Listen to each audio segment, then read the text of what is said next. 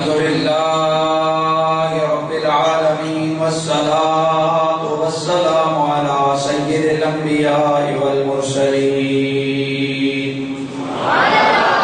وعلى آله الطيبين الطاهرين وعلى أصحابه الراشدين الكاملين أما بعد فأعوذ بالله السميع العليم من الشيطان الرجيم بسم الله الرحمن الرحيم والذي جاء بالصدق وصدق به أولئك هم المتقون. درود و سلام بآواز بلند. الصلاة والسلام عليك يا سيدي يا رسول الله وعلى آلك وأصحابك يا سيدي يا حبيب الله. بلند آواز سے پڑھیے الصلاة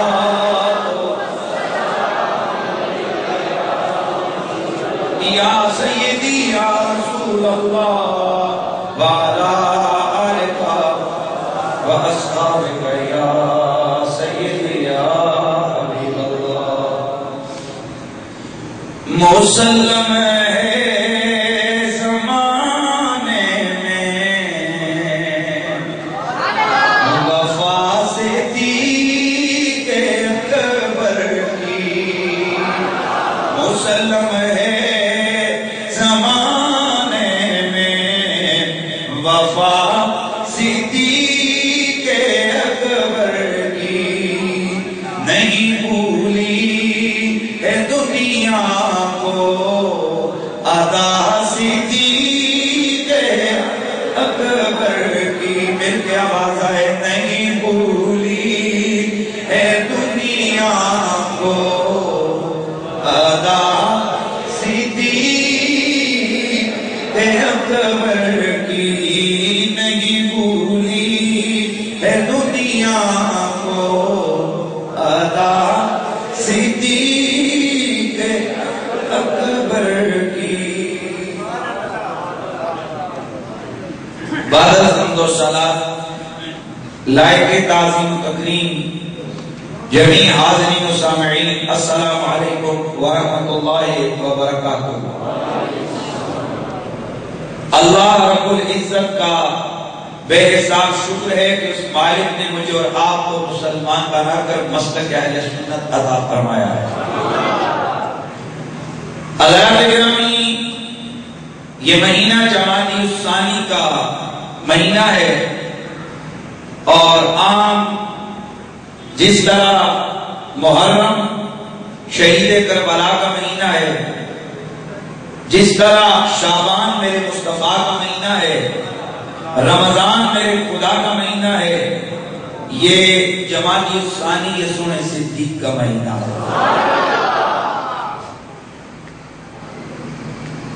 اگر ہم اہل سنت و جماعت ہیں اور ہم ہر اس چیز کا ادب اور اس سے پیار کرتے ہیں کہ جس کا تعلق میرے مصطفیٰ کی ذات سے ہو جائے.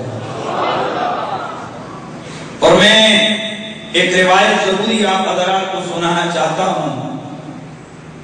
آج یہ نظر سے گزری ہے، اس سے پہلے اس کو میں نے کبھی ذکر نہیں کیا کہ اللہ کا شکر ہے کہ شیعہ حضرات کی کتاب سے مجھے یہ حوالہ ملا ہے کہ خود مولا علی نے فرمایا میں اہل سنت و جماعت سے ہوں.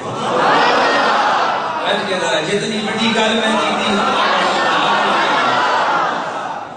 کتاب ہے احتجاج الطبرسی، جلد نمبر 1 ہے، صفحہ نمبر 246 ہے. حضرت عبداللہ بن الحسن سے مروی ہے. آپ فرماتے ہیں کہ حضرت علی بصرہ میں تشریف لائے، منبر پہ بیٹھے، خطبہ شروع کیا تو فقام الیہ رجل، ایک آدمی کھڑا ہوا آپ کے سامنے، فقال یا امیر المومنین، عرض کرنے لگا ہے امیر المومنین اخبرنی من اہل الجماعت و اہل الفرقة ومن أهل البدعة ومن أهل السنة. اے امیر المومنین یہ بتائیے کہ یہ اہل جماعت کون ہے، اہل فرقہ کون ہے، یہ اہل بدعت کون ہے، یہ اہل سنت کون ہے؟ تو حضرت امیر المومنین نے فرمایا وَيْحَكَ اما اذا سألتنی فافهم انی ولا علیک ان تسأل عن احد بعدی. فرمایا تیری ماں تجھے روئے، اگر تو نے مجھ سے یہ سوال کیا ہے تو جواب سن، اور میرے بعد پھر اس طرح کا سوال کسی سے نہ کرنا. مطلب یہ کہ جو سنا ہے اس پہ پکا ہو جانا. فرمایا اما اہل الجماعہ فانا ومن اتبعنی. سن، جو تو نے سوال کیا کہ یہ اہل جماعت کون ہے، تو وہ میں ہوں اور میرے چاہنے والے ہیں. اہل جماعت کون ہے؟ وہ میں ہوں اور میرے چاہنے والے ہیں. اور آپ نے فرمایا وَإِنْ أَقَلُّ، اگر کہ یہ کبھی کسی جگہ گھوڑے بھی نظر آئیں، وَذَلِكَ الْحَقِّ، اور یہی حق والے ہیں، عَنْ أَمْرِ اللَّهِ تَعَالَى وَعَنْ أَمْرِ رَسُولِهِ، یہی اللہ اور اس کے رسول کے کہنے کے مطابق یہی اہل جماعت حق ہیں. اور فرمایا اور جو پورے سوال کیے اہل الفرقہ، یہ فرقے والے کون ہیں، یہ بدعت والے کون ہیں؟ تو فرمایا المخالفون لی ومن اتبعنی وإن اکثروا، یہ میرے اور میرے مخالفوں کی جماعت ہے. یہ میرے اور میرے مخالفوں کی جماعت ہے، اگرچہ یہ نظر آنے میں کبھی زیادہ بھی نظر آئے. وَأَمَّا أَهْلُ السُّنَّةِ، اور جو تم نے سوال کیا اہل سنت کا، تو سن المتمسکون بما سنہ اللہ لہم ورسولہ وإن اقلوا. فرمایا جب تم نے سوال کیا کہ یہ اہل سنت کون ہیں، تو اہل سنت وہ ہیں جو اللہ اور اس کے رسول کے بتائے ہوئے طریقے پہ عمل کرتے ہیں. تو مولا کائنات کا یہاں پر علم اعلان یہ کہہ دینا کہ میں اور میرے ماننے والے جماعت میں سے ہیں، اہل سنت میں سے ہیں، ہماری امتوں کے لیے کافی ہے کہ ہم اہل سنت بھی ہیں، ہم اہل جماعت بھی ہیں. اہل سنت اور اہل جماعت کون ہیں؟ آئیے ایک اور شیعہ حضرات کی کتاب کا حوالہ آپ حضرات کے سامنے عرض کرتا ہوں. جامع الاخبار، شیخ صدوق مشہور شیعہ یہ محقق ہیں، ان کا پیج نمبر ہے کتاب کا 189. آپ لکھتے ہیں کہ وَلَيْسَ عَلَى مَن مَّاتَ عَلَى السُّنَّةِ وَالْجَمَاعَةِ عَذَابُ الْقَبْرِ وَلَا شِدَّةُ يَوْمِ الْقِيَامَةِ. یہ لکھتے ہیں کہ سنو، جو اہل سنت کے عقیدے پہ مرے گا نہ اس کو قبر کا عذاب ہوگا نہ اس کو حشر کا عذاب ہوگا. تو پھر یہی شیخ صدوق اسی جامع الاخبار کے 10 صفحے پیچھے ایک اور حدیث لکھتے ہیں کہ میرے مصطفیٰ نے فرمایا الا ومن مات علی حب آل محمد مات علی السنۃ والجماعہ. سنو، جس کے دل میں میری اہل بیت کا سچا پیار ہوگا وہ عقیدہ اہل سنت پہ مرے گا. الحمدللہ ہم سنی ہیں، اللہ کا شکر ہے. بولیے ہم سنی ہیں، پھر قواریت نہیں ہے. کیا مولا علی منبر میں بیٹھ کے کہیں میں سنی ہوں تو کوئی فرق نہیں ہے؟ بابا یہ صدیوں سے حدیثیں علماء امام غزالی سے پوچھا گیا آپ کا تعلق کس سے ہے؟ آپ کھڑے ہوئے فرمایا اللہ کی ہم مصطفیٰ کی تعریف اور توصیف کے بعد میں امام غزالی اس بات پہ رب کا شکر ادا کرتا ہوں نہ میں رافضی ہوں نہ میں معتزلی ہوں نہ میں جبری ہوں نہ میں قدری ہوں، بل انا من اہل سنت والجماعہ، بلکہ میں تو اہل سنت و جماعت کا بندہ ہوں اور مجھے اللہ کا اور اللہ کا شکر ادا کرنا ہے. اور اسی طرح جناب حضرت غوث پاک آپ سے پوچھا گیا اے غوث اعظم یہ بہت سارے فرقے، یہ بہت ساری جماعتیں، یہ بہت سارے مشرق، یہ بہت سارے مسلک مارے وجود میں آ چکے ہیں، بتائیے ان میں سے آپ کس پر ہے اور حق پہ کون ہے؟ آپ نے فرمایا سنو، میں عبد القادر جیلانی ولیوں کا امام اعلان کرتا ہوں، میں عبد القادر اعلان کرتا ہوں کہ میں سنی ہوں اور جنت میں صرف سنی ہی جا سکتا ہے. یہ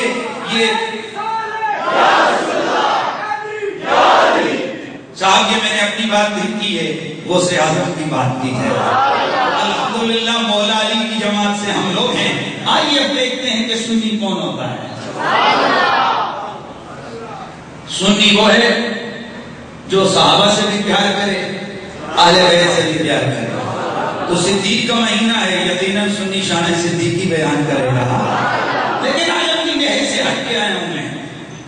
اس سے پہلے میں نے آپ حضرات کے سامنے شان صدیق اکبر کو اہل سنت کی کتابوں سے بیان کیا. میں نے شان صدیق اکبر پہ بخاری اور مسلم اور ترمذی ابن ماجہ اور میں نے بہقی اور اس کے علاوہ میں نے موطا امام مالک و موطا امام محمد اور احمد بن حنبل و طبرانی صغیر و کبیر اور جامع صغیر و کبیر اور دیگر اجل تفاسیر اور دیگر حدیث کی کتابوں کے حوالے دیے. لیکن آج میرے دل نے چاہا کہ ذرا دیکھتے ہیں کہ میرا صدیق کتنی عظمتوں والا ہے کہ جن کی عظمتوں کے گیت میرا رب دوسروں سے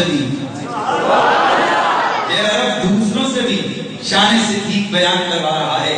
تو آج کرنا چاہتا ہوں میں، آج جو میرے پاس وقت ہے اس میں شان صدیق اکبر بیان کروں گا.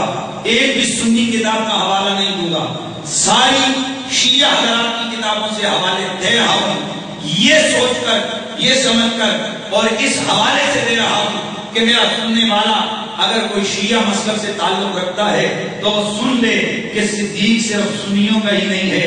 اگر کوئی اچھا ایک نمبر شیعہ ہو تو صدیق کو چھوڑ کے وہ اپنے ائمہ کے قول پر عمل نہیں کر سکتا. حضرات گرامی سنیے کون صدیق اکبر. میرے خیال میں لفظ صدیق سے شروع کرتے ہیں. میرا قرآن میں فرماتا ہے والذی جاء بالصدق وصدق به اولئک هم المتقون.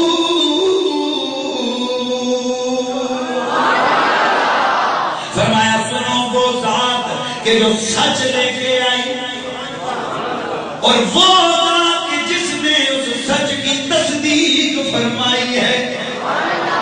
دو کا تذکرہ ہو گئے. قرآن نے دو کی بات کی ہے، سچ لانے والا اور سچ کی تصدیق کرنے والا. رب فرماتے ہیں اولئک هم المتقون، یہی تو پرہیزگار ہیں. یہی کون ہے بولیے؟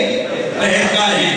شاید آپ یہاں سے صرف ایک ہی بات قرآن کی پتہ چلی کہ قرآن نے ان کو پرہیزگار قرار دیا جنہوں نے سچ کی تصدیق کی اور سچ کو لے کے آئے.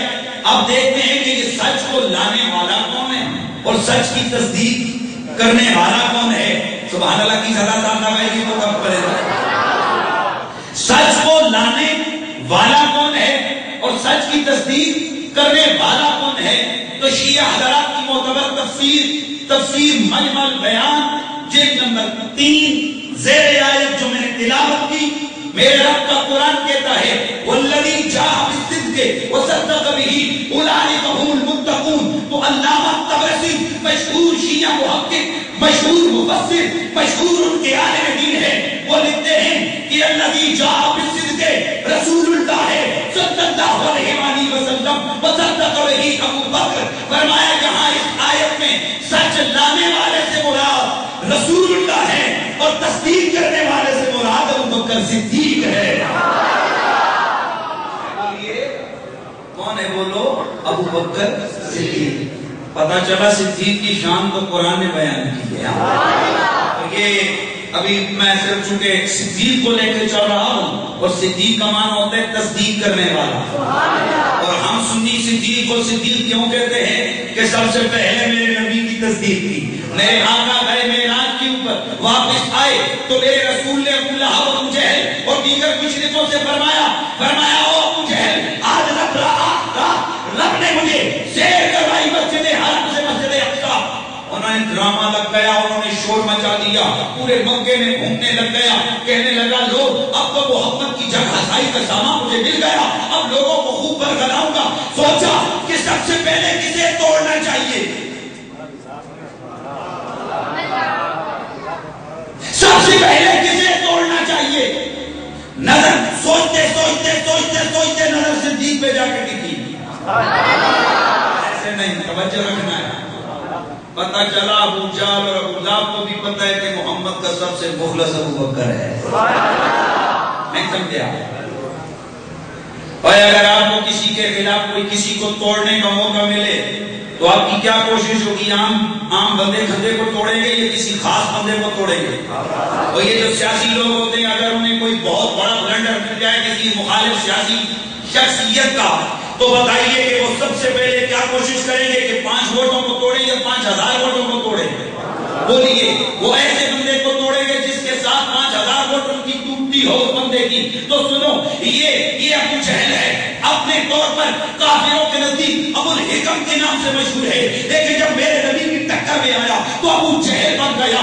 سنیے اب غور میں توجہ میں لگ گیا فکر میں پڑ گیا کہ کس کو سب سے پہلے توڑا جائے. سوچتے سوچتے کہا فلاں کو توڑوں گا تو اتنے ٹوٹیں گے فلاں کو توڑوں گا تو اتنے ٹوٹیں گے فلاں کو توڑوں گا تو اتنے ٹوٹیں گے. ہاں اگر ابو بکر کو توڑا تو ساروں کو توڑنے میں کامیاب ہو جاؤں گا. لہذا سیدھا میرے صدیق کے پاس گیا کہنے لگا اے ابو بکر یہ بتا ایک آدمی اگر یہ کہے کہ میں رات کو ادھر مسجد حرم میں سویا تھا میں راتوں رات اقصی میں گیا وہاں امامت نبیوں کی کروائی پھر پلٹ کے آ گیا تھا تو کنڈی ہل رہی تھی پلٹ کے آیا تو کنڈی ہل رہی تھی. بتاؤ کیا یہ ماننے کے قابل ہے یہ بات تصدیق کرنے کے قابل ہے یہ بات سچا ماننے کے قابل ہے؟ اللہ آگے تھا وہ کہ جس کی صداقت پر میرے رب کا قرآن گواہیاں دے رہا ہے. آگے تھا ابو بکر کہ جس کی عظمت جس کی عدالت جس کی شوکت جس کی رفعت پر میرے مصطفیٰ کی ہزاروں حدیثیں موجود ہیں میرے اللہ کے قرآن کی درجنوں آیات موجود ہیں. میرے ابو بکر صدیق نے کیا فرمایا ابو جہل اگر کوئی اور کہے تو نہ مانا ہے نہ ماننے کو تیار ہوں لیکن اگر میرا دل جانے اگر میرا بابو اگر نبیوں کا امام اگر حسنین کا نانا گویا وہ کہہ رہے ہوں اگر خدیجۃ الکبریٰ کے شوہر نامدار میرے مصطفیٰ اگر یہ کہیں نا یہ تو تھوڑا ہے وہ اس سے بھی کہیں دور کی کہیں تو ابو بکر ماننے کو تیار ہے. خود گئے جا کر تصدیق کی تو میرا ابو بکر صدیق بن گیا. کیا بنے؟ بولو بولو بولو بولو کیا بنے؟ صدیق بن گئے. ہائے ہائے نہیں بھولی ہے دنیا کو وفا صدیق اکبر کی نہیں بھولی ہے دنیا کو وفا صدیق اکبر کی. ہاں بات تکڑے میں ٹیکس نہ لگ جائے خدا دے بندے سے بجلی نہیں کرنی. ہاں نہیں بھولی ہے دنیا کو وفا مسلم ہے زمانے میں وفا صدیق اکبر کی مسلم ہے زمانے میں وفا اللہ اللہ. سنو ذرا رجال کشی صفحہ نمبر 33 صدیق کی بات کرنی ہے نا میں نے تو کیا پتا اسی پہ تقریر پوری ہو جائے لیکن کوشش کروں گا جلدی آگے نکلوں. رجال کشی صفحہ نمبر 33 حضرت فریدہ اسلمی رضی اللہ تعالیٰ عنہ سے یہ شیعہ روایت کر رہا ہے. وہ کہتے ہیں کہ سمے تو رسول اللہ ہے میں نے آقا سے سنا آپ نے فرمایا ان الجنت تشتاق الی ثلاثہ اور جنت تو 3 لوگوں کی بڑی مشتاق رہتی ہے. جنت کتنے لوگوں کی؟ 3 لوگوں کی بڑی مشتاق رہتی ہے. کہتے ہیں فجا ابو بکر حضور نے اتنا کہا ہی تھا کہ حضرت ابو بکر ہے. یہ شیعہ راوی نے روایت کی ہے. اتنے میں صدیق اکبر آئے تو فقیل لہو سرکار نے انہیں فرمایا یا ابا بکر اے ابو بکر انت صدیق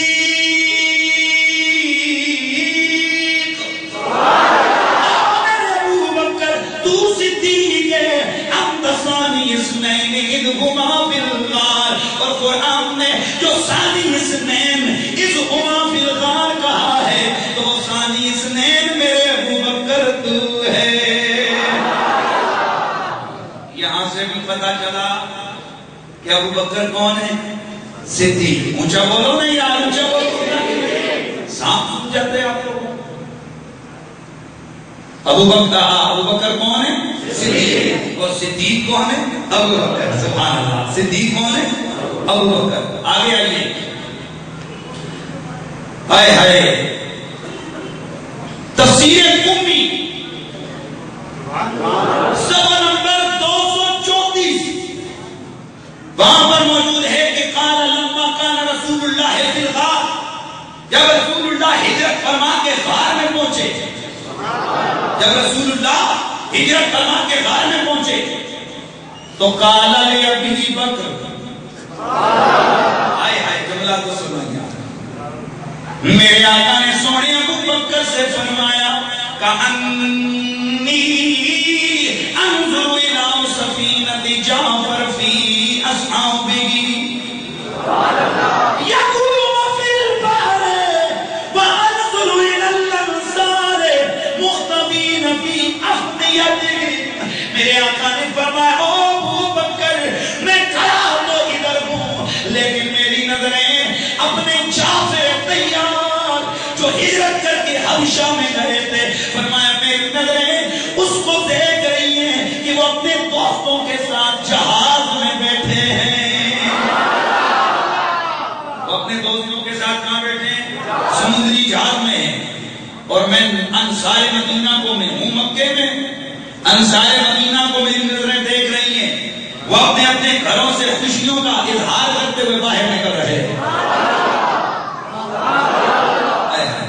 فقال ابو بکر، حضرت ابو بکر بولے وَتَرَاهُمْ يَا رسول اللہ،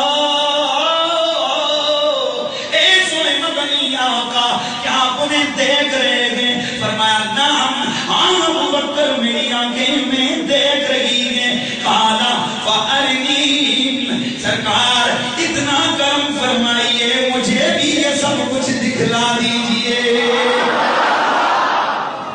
یہ تفسیر امی میں موجود ہے۔ سونے صدیق اکبر عرض کرتے ہیں سونے اگر آپ دیکھ رہے ہیں تو مجھ پہ بھی کرم کریں، میں بھی دیکھوں مجھے بھی دکھائیں۔ پتا چلا نبی دیکھتا ہے اوروں کو دکھاتا ہے، یہ فرق ہوتا ہے امتی اور نبی میں۔ نبی کو دیکھتا ہے، امتی کو دکھاتا ہے۔ فَمَسَحَ عَلَىٰ عَيْنِهِ فَرَاهُمْ، آقا نے صدیق کی آنکھوں پر اپنا ہاتھ پھیرا، بس انہوں نے حبشہ کا جہاز بھی دیکھا، مدینے کے صحابہ کو بھی دیکھ لیا۔ فقال له رسول اللہ، اللہ کی رسول نے فرمایا انت الصدیق، او میرے ابو بکر اور تو صدیق ہے، نہیں بھولی ہے دنیا کو ادا صدیق اکبر کی، مسلم ہے زمانے میں وفا صدیق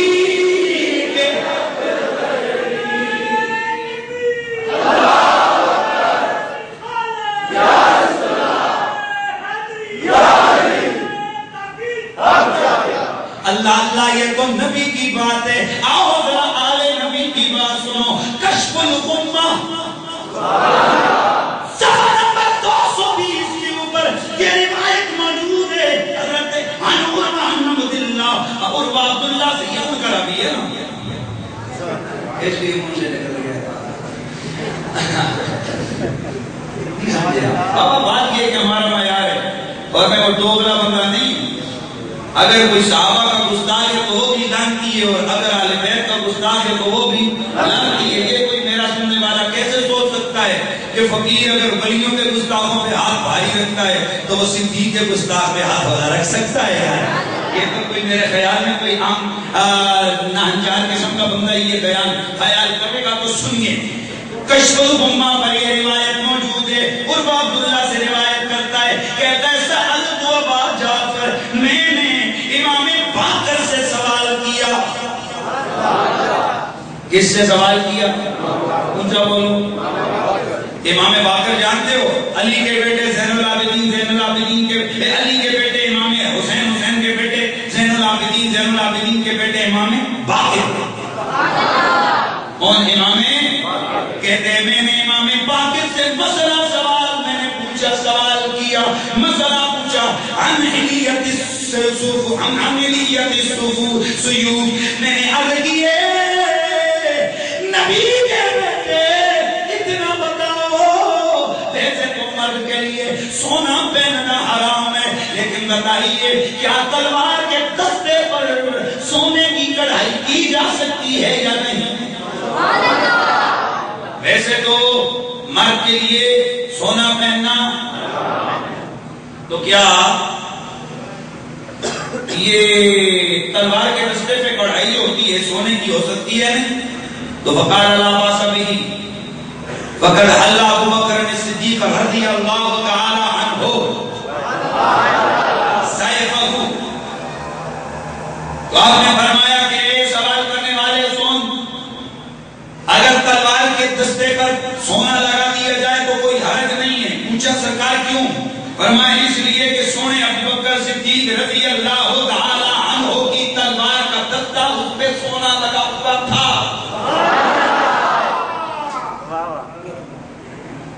تو کہتے ہیں قلتو فتقول صدیق، تو میں نے کہا امام آپ ابو بکر کو صدیق کہتے ہیں؟ تو قال فوسب وسبتا واستقبل القبلہ، امام باقر کو جیسے کسی چیز نے کاٹ دیا اٹھ کے بیٹھے، میں لفظ بولا کرتا ہوں جھٹکا لگا، آپ کو استعجاب کا جھٹکا لگا، جھٹکا لگا اور قبلے کی طرف منہ کیا، فقال نعم الصدیق نعم الصدیق نعم الصدیق، آپ نے قبلے کی طرف منہ کر کے فرمایا آپ وہ صدیق ہے، آپ وہ صدیق ہے، آپ وہ صدیق ہے، من لم یکن لہ الصدیق ولا صدق اللہ لہ قولا فی الدنیا ولا فی الاخرہ، فرمایا جو ابو بکر کو صدیق نہ کہے اللہ اسے دنیا میں بھی جھوٹا کرے، اللہ اسے آخرت میں بھی جھوٹا فرمائے۔ قبلے کی طرف منہ کیوں کیا؟ علماء فرماتے ہیں یہ عرب کا ایک سٹائل تھا کہ اگر کوئی بڑی پکی کھری اور سچی گواہی دینا چاہتے اور گواہی دینے والا جو گواہ ہوتا اس کو اپنا یقین ہوتا کہ میں جو بات کر رہا ہوں یہ پکی اور کھری ہے، تو وہ فوراً قبلے کی طرف منہ کرتا۔ قربان علی کے بیٹے پر قرآن، قربان صدیق کی شان پر دو باتیں تو پتہ چلی ہے، کتاب شیعہ حضرات کی سنی کی نہیں ہے، پتہ چلا شیعہ حضرات کی کتاب بتا رہی ہے کہ میرے امام باقر علیہ السلام حضرت علی کے پوتے، آپ بھی اعلان کر رہے ہیں ابو بکر کون ہے؟ بولیے صدیق، اونچا بولنا ہے، ابو بکر کون ہے؟ صدیق ہے، اور آپ کی یہ دعا آج بھی موجود ہے، فرمایا اللہ جو صدیق کو صدیق نہ کہے، ابو بکر کو صدیق نہ کہے، اسے ادھر بھی پورا کرے۔ پورے نہیں شکلہ دے لم تم بہ جاتی ہیں۔ ایک گل سمجھ آئی کہ نہیں آئی؟ سنی تو سچا ہے، یہ میں نہیں کہتا، یہ علی کا بیٹا تجھے سند دے رہا ہے۔ نہیں بھولی ہے دنیا کو عطا صدیق کے اکبر کی، مسلم ہے زمانے میں وفا، ہاں بولو مسلم ہے زمانے میں وفا صدیق اکبر کی، مسلم ہے زمانے میں وفا صدیق اکبر کی۔ کون ابو بکر صدیق؟ میرے نبی کا پہلا مسلمان صحابی۔ ہمارے سنت و جماعت کا موقف یہ ہے کہ علی بچوں میں پہلے مومن، خدیجہ عورتوں میں پہلی مومنہ، ابو بکر جوانوں میں پہلے مومن، جناب زید غلاموں میں پہلے مومن، تو ابو بکر جوانوں کا پہلا مومن۔ ہمارا یہ دعویٰ دیکھو ذرا ثابت ہو رہا ہے کس کی کتاب سے؟ توجہ کرنا، مجمع البیان جلد نمبر 3 صفحہ نمبر 284 لکھنے والا علامہ طبرسی وہ لکھتے ہیں کہ ان اولا من اسلم بعد خدیجہ کا ابو بکر، فرمایا سنو خدیجہ الکبریٰ کے بعد جس پہلے شخص نے اسلام قبول کیا اس کا نام ابو بکر صدیق ہے۔ اس کا نام کیا ہے؟ ابو بکر صدیق ہے۔ اللہ اکبر۔ کون ابو بکر؟ اللہ اکبر۔ میں نے وعدہ کیا ہے نا ایک حوالہ بھی مجھے بول رہے اپنی کتاب کا نہیں ہوگا، اور انشاءاللہ اگلا جمعہ بھی اسی میں کو آگے لے کے چلوں گا، ایک حوالہ بھی اپنی کتاب سے نہیں دوں گا۔ جو بھی دوں گا حوالہ میں ان حضرات کی کتاب سے دوں گا کہ جن کے دماغوں میں جن لوگوں کے علماء نے یہ ڈال دیا ہے کہ اہل بیت صحابہ سے جدا ہے اور صحابہ اہل بیت سے جدا ہے۔ آئیے ذرا دیکھتے ہیں کہ اہل بیت کی نظر میں سونے صدیق کی عظمت اور شان کیا ہے۔ اللہ اکبر۔ ذرا غور فرماؤ۔ شرح نہج البلاغہ درۃ النجفیہ، شرح نہج البلاغہ، اس کے اوپر لکھا ہے، ہم کہتے ہیں نا ابو بکر امام الصحابہ ہیں، جو بولو، ہم کہتے ہیں نا ابو بکر خلیفہ بلا فصل ہیں، ہم کہتے ہیں نا کہ ابو بکر پہلا امام ہے، نبی کے بعد بولو، نبی کے بعد پہلا امام کون؟ ابو بکر۔ اور سونے ابو بکر صدیق کو امامت کے مصلی پہ میرے نبی نے اپنی زندگی میں کھڑا کیا۔ شرح نہج البلاغہ درۃ النجفیہ بخاری کی حدیث ہے، اس کے مطابق اس نے بھی ذکر کیا ہے۔ سنو یہ کیا کہتا ہے، کہتے ہیں کہ رسول اللہ صلی اللہ علیہ وآلہ وسلم آپ بیمار تھے ایام علالت میں، ایک دن سرکار حضرت سیدنا علی اور حضرت سیدنا فضل دونوں اپنے پیارے غلاموں کے کندھوں پہ ہاتھ رکھ کے جیسے ہی آپ مسجد میں داخل ہوئے ابو بکر مصلی پہ کھڑے تھے۔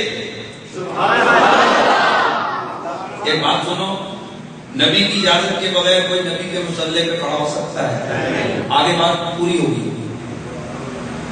کہتے ہیں کہ جیسے ہی مصطفیٰ کریم تشریف لائے تاخر ابو بکر صدیق، حضور پہنچے مسجد میں، ابو بکر پیچھے ہٹ گئے ادب میں، ابو بکر پیچھے ہٹ گئے ادب میں۔ اب یہ خود یہ شرح نہج البلاغہ یہ خود لکھتا ہے، کہتا ہے کہ کچھ شیعہ کہتے ہیں کہ ابو بکر نے صرف یہی ایک نماز پڑھائی، لیکن کہتے ہیں وہ صحیح ہو ہندی وہو الاکثر والاشہر، اور جو صحیح ترین بات اور مشہور ترین بات اور ہمارے اکثریت کا مذہب ہے وہ یہ ہے کہ لم تکن آخر صلاۃ فی حیاتہ، کہ ابو بکر کی یہ نماز حضور کی زندگی کی آخری نماز نہیں تھی کہ جس کے ساتھ انہوں نے جماعت کی لوگوں کو۔ وَإِنَّ أَبَا بَكْرٍ صَلَّى بِالنَّاسِ بَعْدَ ذَلِكَ يَوْمَيْنِ ثُمَّ مَاتَ، حضور کی زندگی میں ابو بکر نے اس کے بعد دو دن صحابہ کو نمازیں پڑھائیں۔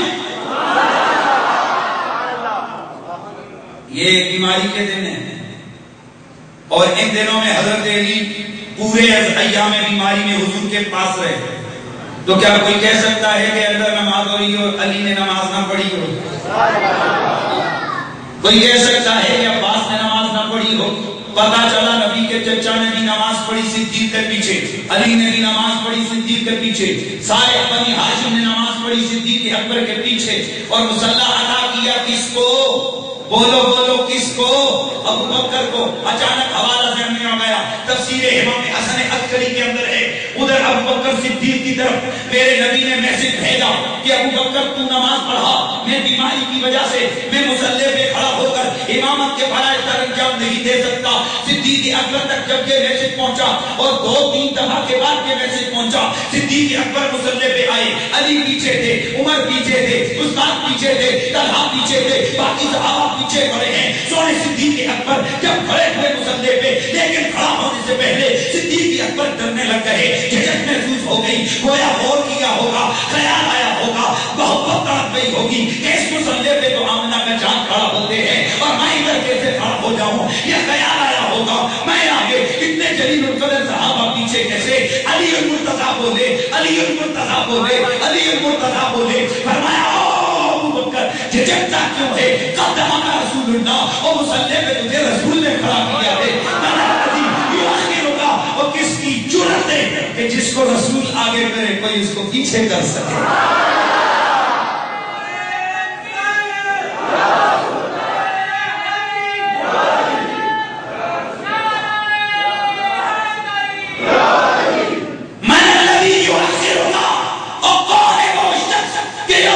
پیچھے کرے گا؟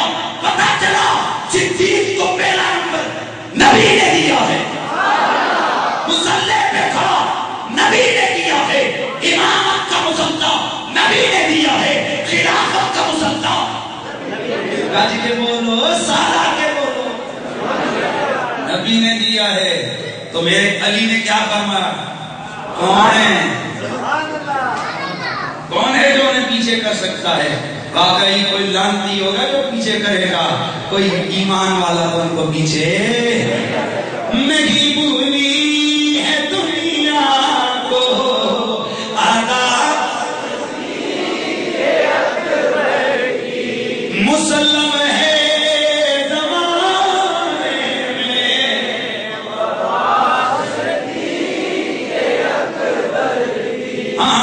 مسلم ہے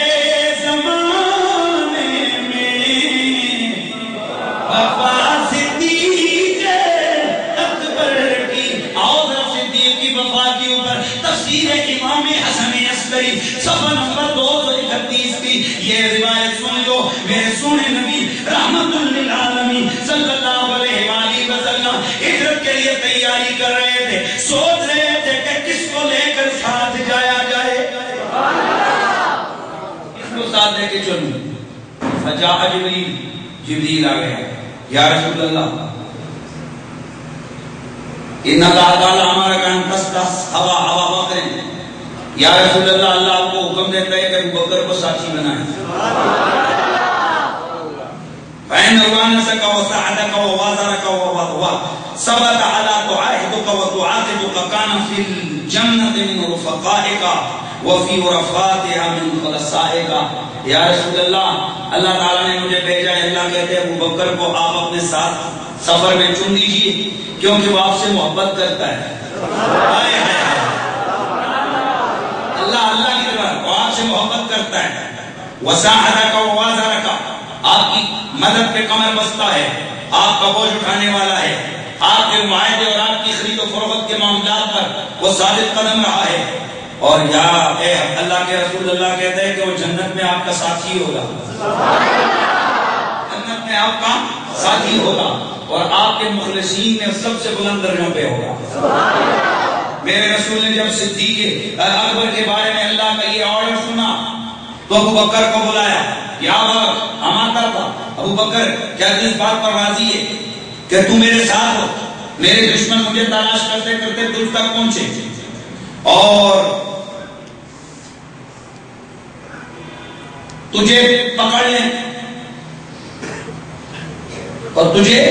پکڑ لیں اور اس وجہ سے میری وجہ سے کہ تو نے میرا کلمہ پڑھا تجھے بھی بہت زیادہ تکالیف دیں، تو اس بارے میں کیا کہتا ہے؟ ابو بکر بولے، یا رسول اللہ اگر میری عمر دنیا کے انتہا تک ہو، یعنی پوری قیامت تک اللہ مجھے زندگی دیتے اور اس اتنی لمبی زندگی میں مجھے صبح و شام سخت مصیبتوں کا سامنا کرنا پڑے اور مشکلات بھی ایسی ہوں کہ موت آئے اور موت بھی نہ آئے، یعنی موت بھی نہ آئے، اتنی مشقتیں اور مصیبتیں ہوں اور پوری زندگی ایک لمحہ بھی راحت و آرام میسر نہ آئے، اور یہ سب کچھ اگر آپ کی محبت میں ہو تو اے اللہ کے نبی میں ابو بکر کہتا ہوں مجھے آپ کی محبت میں یہ غم، یہ دکھ، یہ تکالیف، یہ مشقتیں، یہ مصیبتیں قبول ہیں، اور اے اللہ کے حبیب اگر آپ کی مخالفت کی وجہ سے مجھے دنیا کی بادشاہی ملے، مجھے